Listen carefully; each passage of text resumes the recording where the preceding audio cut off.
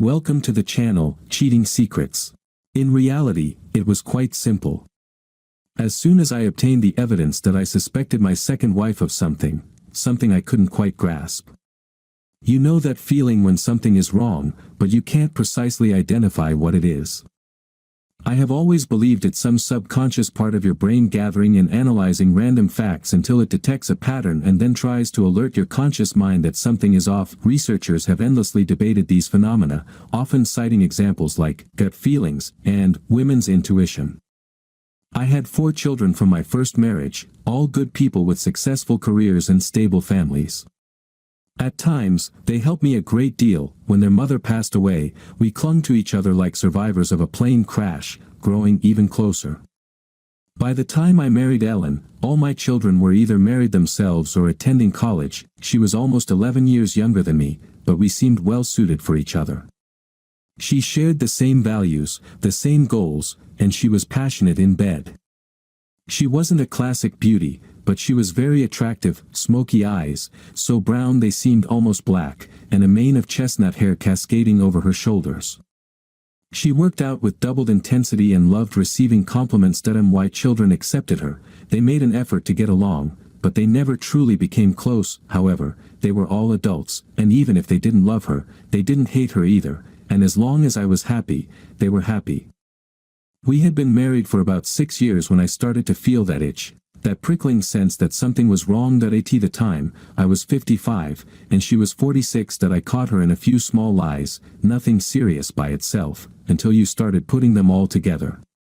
Eventually, I couldn't shake the unease and decided to visit my eldest daughter. Melody was an attractive woman of about 35, married to an accountant, with 2 little girls who loved visiting their grandfather. She looked like an accountant herself, but appearances can be deceiving, and that fact kept her from getting bored while steadily growing their bank account. Mel owned one of the most successful private detective agencies in the Southeast.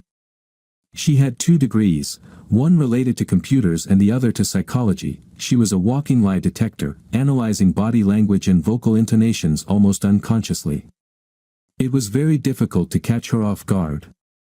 She had 5 offices and employed as many tech wizards as she did detectives. One of her signature moves was hiring older former police officers, both men and women, along with young, eccentric kids, who would notice a geek with a laptop or a grandmother out for a morning walk. Not many, judging by her bank account that I had given her the money to start her business, part of the insurance payout I received after her mother's death. She tried several times to pay me back, but eventually gave up when I threatened that I would never attend another family event with her if she didn't drop it. She didn't seem shocked when I voiced my concerns.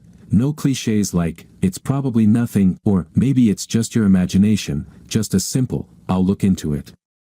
She worked on it for 2 weeks before asking me to stop by her office on my way home. That I had an office downtown. Hear hers that I was a terrible consultant, the kind of guy you hire to tell you how to save your company. The sad truth about my business was that most of what I told clients they already knew. They just needed someone they had paid an obscene amount of money to confirm it for them. Sometimes, part of my responsibility was to be the axe man. I didn't like it, but most of the people I let go genuinely needed to be fired, and I knew it. Others, however, were completely blindsided. She tossed a folder onto the table as I walked in. Our neighbor, a 34-year-old married father of 2.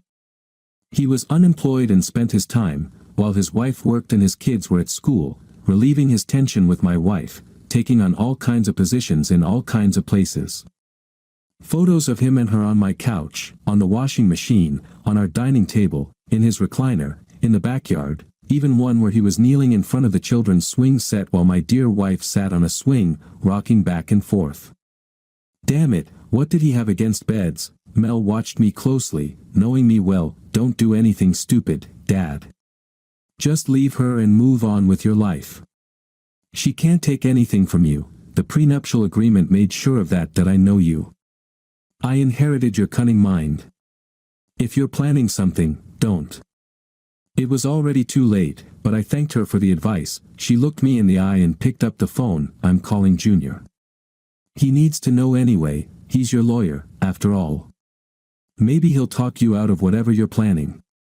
That brought me to the lair of my eldest son. Mel sent me some of the photos. I've already started preparing the paperwork. You need to stay calm and let me handle this. Please, Dad. All right, I said calmly. When will you be able to do it? Today's Tuesday. I'll file the petition tomorrow, call in a few favors, and by Friday she'll be served, wherever and whenever you want. Are you going home?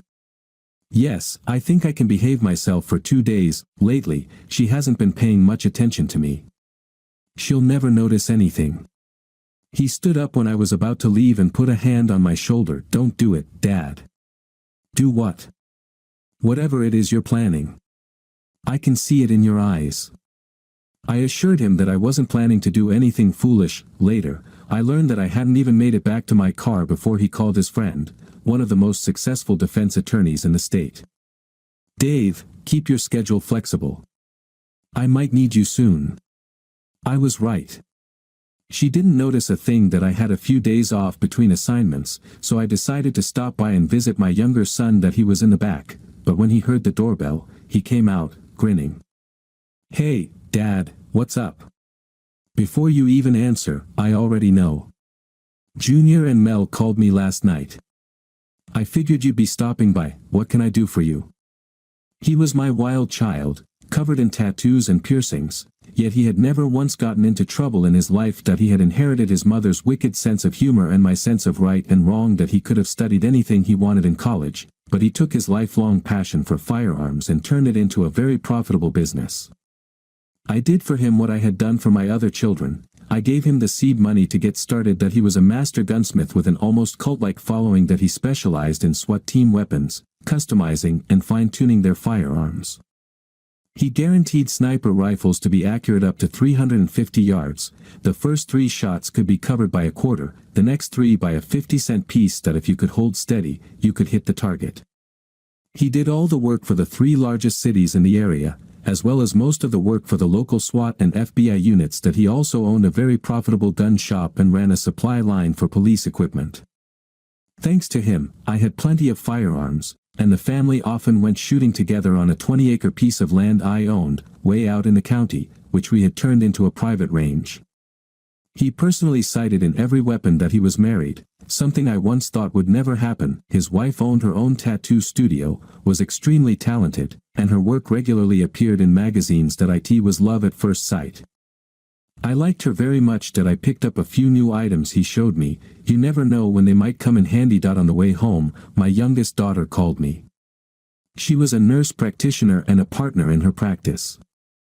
I heard about it, Dad. Are you okay? Do you need anything? You're not planning to do something stupid, are you? I smiled.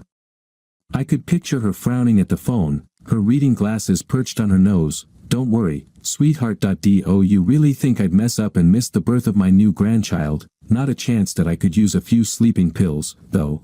I haven't been able to sleep these past few days. I had gotten a prescription from her shortly after her mother's death. Back then, I couldn't sleep from the grief. That I didn't keep them waiting long. They were very strong. Over the years, especially when working with businesses that I knew were doomed to fail, I experienced a lot of stress.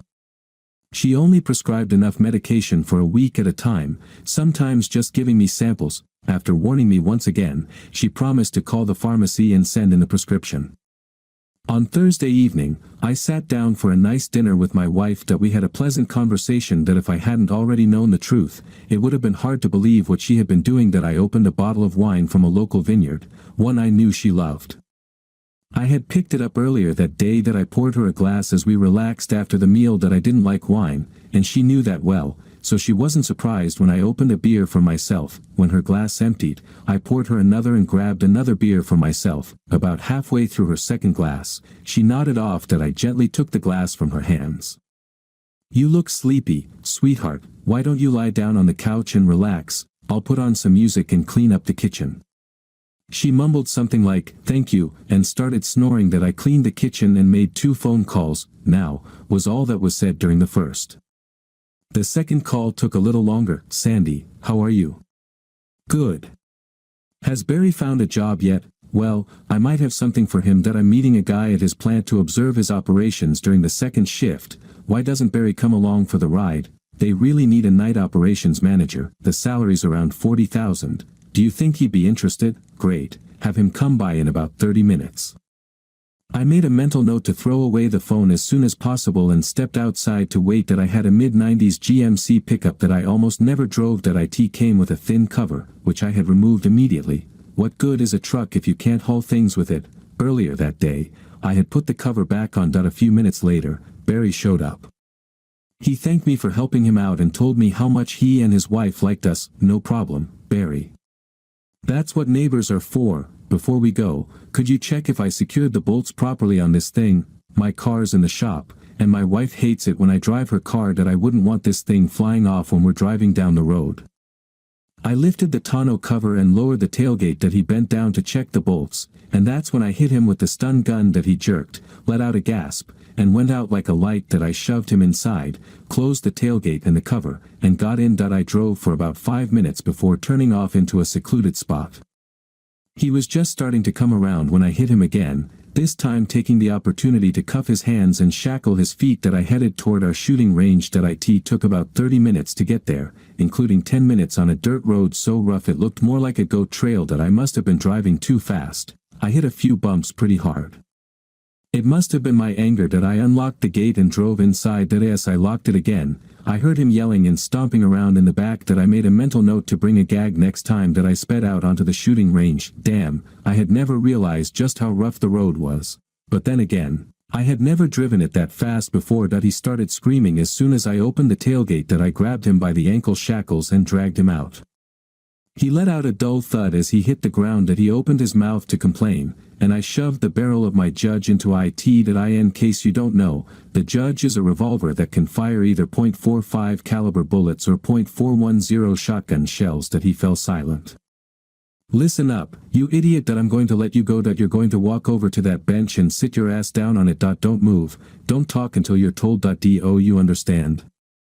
He nodded as much as he could, with the barrel still in his mouth. That I might have broken a tooth when I dragged him out, but I wasn't sure that if I did. He wasn't complaining about it. That he couldn't keep his balance, and I lost patience, so I made him crawl, with a little encouragement, kicking him in the backside from time to time. That I also encouraged him verbally.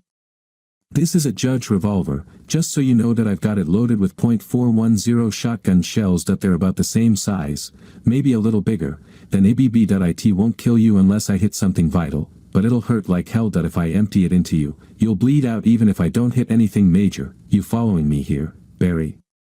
He nodded, tears streaming down his face. That I sat him down on the bench and restrained him with 36-inch zip ties, completely immobilizing him. That he tried to scream, but I shoved a gag into his mouth and tightened it. That I had gotten it from my daughter-in-law. She sold adult toys as a side business to her tattoo work. It had led to some very interesting dinner conversations, and my daughters-in-law, and a few selected friends would gather every 3 or 4 months to check out the latest products. It always resulted in some very happy husbands. That I pulled up a camp chair and sat down in front of him. That in the light of the full moon, I could see the tracks of his tears. Do you know why we're here, Barry? He shook his head. No. Oh, come on, Barry, you're smarter than that. What could drive a nice guy like me to do something like this to someone? Think, Barry, think. Sometimes it's caused by deep emotional trauma. What kinds of trauma can push people over the edge? The death of a child, losing a job, being abandoned by loved ones? Oh, I've got it. How about betrayal? Plenty of men have been driven to extremes by a wife's infidelity. Many of them crave revenge, pain and sorrow for everyone involved. And the collateral damage, the divorce, the loss of the children, it all just gets uglier and uglier. Doesn't it, Barry? Any comments, really? Nothing? I paused and laughed. Oops. Silly me. Let me help you with that. I ripped the gag off, taking a bit of his scalp with it. There we go. Now we can talk like civilized people. Your turn, Barry. I've monopolized the conversation long enough, haven't I? Speak, you idiot. I practically screamed at him that last time. That he sobbed. I'm so sorry, but she came on to me, and a slap cracked through the night. Did it matter who approached whom? Did her being the one to come to you make her any less married? Did it force you? Either one of you could have done the right thing and walked away, but you didn't, did you? Do you think what I'm about to put you through is worth some married has-been of a lover? He was crying, almost incoherently that I shined the flashlight beam directly into his eyes. Here's what's coming for you, Barry. This is a fully functional flashlight with a built-in stun gun. You just shove it hard against someone, the prongs pop out, and zap, stings like hell, or at least that's what I've heard them. My youngest son gave it to me. I stood up and circled around him, checking his restraints. That I stopped in front of him and grabbed a bag from the truck seat. I brought us some toys. Barry, this is going to be fun, right? Take a look at this. I pulled out a pair of heavy shears and snapped them a few times in his direction. That he panicked when I started pulling his pants down. That he kept squirming until I reminded him that if he didn't hold still, accidents could happen. That I tossed his pants aside and looked him over. Damn, Barry. I expected more. Hard to believe something that small caused you so much grief. Did I mention my eldest daughter owns a private detective agency? Oh right, you've heard about that. I picked up a stack of papers and shook my head. Barry. Mrs. Oliver, she must be 60 or older, and Mrs. Grant, she's no more than 25, but weighs at least 250 pounds. That you're not exactly being selective, are you? And Mrs. Jeffries, I thought you hated black people. Nice to see you've overcome your prejudices. Her husband must be, what, 6'5". I bet he weighs around 300 pounds. Amazing. I thought prison guards would have better judgment. That you've been a very busy boy around the neighborhood, haven't you? Do you have anything left for your sweet wife? Remember her, the one who gave you 2 children, the one working all those overtime hours to keep your sorry ass afloat? I bet it would break her heart to see these pictures, wouldn't it? He struggled and groaned. That I patted him on the head, almost affectionately. Don't worry, Barry, that I'll make sure she has a shoulder to cry on. That I'll help her and the kids any way I can. Hell, when you lose your house, I might even let her and the kids move in with me. You do know that Mrs. Oliver's son is the vice president in charge of mortgages at your bank, don't you? You never really got along in school, if I remember correctly. I'll comfort her however I can. Maybe she'll be really grateful. There may be snow on my roof, but thank God there's still fire in my furnace. That I love kids, so it'll be a win-win for us. Hell, I might even adopt them. You wouldn't mind that, would you? He went limp. That I patted his cheeks a few times, then slapped him hard. That he flinched. Good, I was afraid you were going to drift off. Don't get too comfortable. We've got a lot to do. That I'm going to give you a few options, Barry. That I want you to think carefully about them. When I'm done, I'll give you a minute to decide, but Barry, I expect an answer before we leave. You understand? Good. I reached into the bag and pulled out something that looked like pliers but had 3 sharp prongs at the front. Can you guess what this is? It's a bull bander. It's a device for castration. You take one of these, I said, lifting a 1/2-inch wide rubber band that was about 1 inch in diameter, and you use it like this. I placed the band over the 3 prongs and squeezed the handle. The prongs immediately stretched the band out to about 4 inches wide. What you do is grab the bull by the, and you slip this over him. When you release the handle, the band snaps shut and cuts off the blood flow. That it's supposed to hurt like hell for the first hour or so, and then it goes numb. In about 3 days, things stop working. In a week and a half to 2 weeks, they fall off, quickly, almost painlessly, non-invasive. It's perfect. Did I mention that my younger daughter's husband owns a slaughterhouse with his father? There was real terror in his eyes. That I lifted a small bottle of pills. And here's something else I got from my younger daughter. This is actually for animals, especially those that are, let's say, overly sexually aggressive. 1 pill makes a dog impotent for a week. 2 at once lasts about a month. 3 or more at once, and the effects are permanent. Given your weight, Barry, I figure you'll need about 6. The sobbing was strong and rapid now. That I lifted his head and showed him a few sketches and something that looked like a gun. One of my daughters-in-law gave me this. It's a tattoo gun. See these drawings? All I have to do is press them against you and follow the lines. Would you prefer blue or black ink? I had the truck's headlights on, so he could see the drawings clearly. That I lifted one up. It was a detailed, life-size drawing of a very unflattering symbol of manhood. This one's my favorite. It runs along your cheek, with the tip brushing the corner of your mouth. I have another one that says, I love it, going right across your forehead. Think that'll make you popular with the ladies. I leaned back in my chair and sighed. Well, that's it, Barry. Pick one. If you don't, I'll probably just do all of them. Oops. I almost forgot one. I lifted another stack of papers. My eldest son is a lawyer. These are alienation of affection lawsuits, legal in this state. 1 for me, 1 for Mr. Jeffries, and 1 for Mr. Grant. Mrs. Oliver's a widow, but she's listed as a witness. You can throw that 1 and 2 if you want. I'm going to grab a beer while you think it over. That I'd offer you one, but I want you to keep a clear head that I'll be back soon. You'd better have an answer ready. I walked off into the darkness, found a log, and listened to the night that an owl hooted nearby, coyotes howled on the ridge, tree frogs sang in chorus from the wet ground, calling out to the night that it was peaceful. When I came back, he was lying on his back, apparently screaming. That I shook him roughly. "What's it going to be, Barry? I've got a couple of favorites myself that I kind of hope you refuse to choose. I could use a little fun," he begged. That I yawned. "Time's up, Barry. That I'm going to enjoy this. You probably won't." I picked up the bander with the rubber ball. "I don't think it'll hurt for long. Let me know." "All right. Want to watch? Well, maybe it's better if you don't." I pulled a leather mask out of the bag and strapped it over his head, leaving only his nose uncovered. That I replaced the bull band with a regular heavy-duty rubber band. That I heard him scream that it would be uncomfortable, but it wouldn't cause any permanent damage if removed within 24 hours. That I pulled out a small bottle of pills. They were estrogen tablets left over from the hormone replacement therapy my soon-to-be ex-wife just had to have to keep her skin looking younger. The worst it would do was make his chest sore for a day or two, maybe give him some mood swings. That I pulled out a bottle of water and dropped 5 pills into my hand. I unzipped the mask and pinched his nose shut. That he opened his mouth to scream, but I shoved the pills in and jammed the water bottle against his mouth. That he choked, spit some out, but eventually swallowed. That I was humming to myself when I heard a voice coming from the darkness. "That's enough, Dad. That I think you've made your point. That we'll take it from here." All 4 of my children stepped into the light, along with 1 son-in-law and 1 daughter-in-law. "How did you know?" I asked, surprised. Mel laughed. "You're so predictable. That I had 2 people tailing you from the beginning. That I wanted to stop you earlier, but we took a vote. The majority decided to let you have a little fun first. That you're a scary man, you know that. Go home. You have other problems to deal with. We'll take care of him." I bowed to their wisdom and left. I called Sandy right after I hit Barry, telling her I couldn't wait any longer and had to leave. That in reality, I had an appointment scheduled, but I was late and called to cancel it. She had no idea where he could be.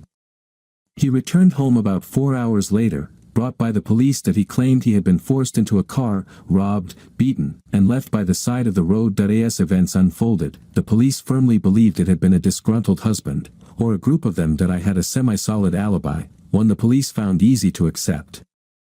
My wife had been unconscious and couldn't accurately say when I had returned home. That I'll never forget her scream the next morning when she went to take a shower. Her hair had been shaved off, and in its place was an elaborate ink design proudly proclaiming "Barry's adulteress." It wasn't a real tattoo, but rather ink used by tattoo artists for experimental designs. That it was guaranteed to last for 3 months. That it was often used for people unsure whether they wanted a permanent tattoo. If they backed out, the ink would eventually fade without any lasting harm. My daughter-in-law was above suspicion. Many witnesses had seen her and the rest of the family dining at a local diner. Hypothetically, it could have been a fellow artist who was moving out of town and wouldn't have minded a little extra cash.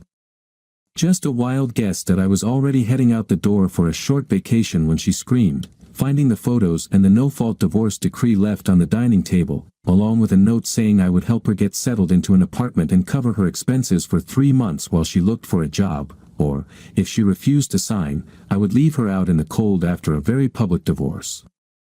She signed. She lived across town for a while, then met and married a man 4 years younger than her. Apparently, being with an older man hadn't suited her very well. Right after the ceremony, they moved to Alaska. I laughed when I heard she passionately hated cold weather. I never asked why she chose to cheat. In fact, I never spoke to her again. The lawyers handled everything. The photos showed up in various mailboxes around the neighborhood. Sandy kicked Barry out, and he disappeared in an unknown direction. Shortly after, Mr. Jeffries and Mr. Grant did the same. Once the dust settled, I asked Mel to track him down so Sandy could file for divorce and set up child support. I heard he was struggling to pay the required support and still live a decent life, but as long as he kept paying, no one really cared. I unofficially adopted Sandy as one of my own children, truly giving her a shoulder to cry on. I spoke with Mr. Oliver and helped get the terms of her mortgage renegotiated. He was very sympathetic. So sympathetic, in fact, that 11 months later, I kept the boys with me while they went on their honeymoon. His wedding gift to her was a fully paid-off mortgage on her house. 2 years later, the boys had a little sister. Mr. Jeffries divorced his wife, as did Mr. Grant. Mrs. Jeffries moved to the other side of town and spent the next 3 years trying to reconcile. Eventually, he spoke to her again, and she moved back into the neighborhood. They haven't remarried yet. Mrs. Grant had nowhere to go since she was from out of state. I saw her walking down the road with a single suitcase, crying that I felt responsible, so I brought her home and gave her the spare bedroom. She took over running my household, keeping it spotless. It turned out she had a good head for business, so she now also manages my home office.